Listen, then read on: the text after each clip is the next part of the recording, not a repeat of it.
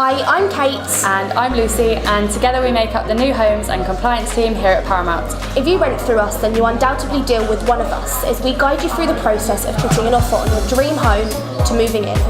The tenancy process can be confusing and long-winded, we completely understand that.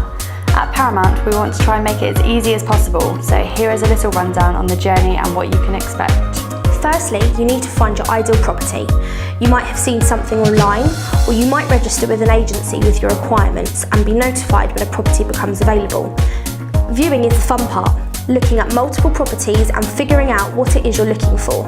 Or maybe you already know and have a very specific brief. Either way, once you have found a property you'd think you could make a home, you will need to make an offer. An offer contains all of the right information about the tenancy, which will help the landlord to decide whether you are the right tenant for their house. Other than details on the price you are offering and the date that you would like to move, it's totally normal to expect questions on your employment status, salary and life situation.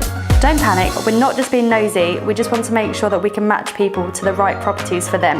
Once you have an offer accepted, it's time to be referenced. It sounds scary, but it isn't.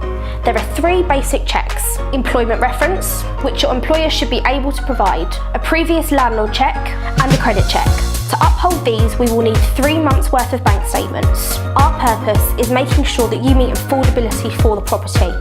It's to protect both the landlord and the tenant. If you are a student, self-employed, or have an income outside of a permanent contract, don't panic.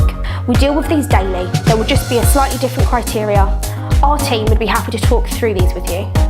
Once you have successfully passed referencing, our next step will be to have the tenancy agreements signed. They can be long and we know that you are really busy, but please do take the time to read them. They're very important and they are legal documents. But we can help you understand anything tricky and we'll be here to help you with any questions that you may have. The other legal requirements tenants may not be aware of are the right to rent checks. This means that we need to check you have the right to rent in the UK by checking your passport or visa.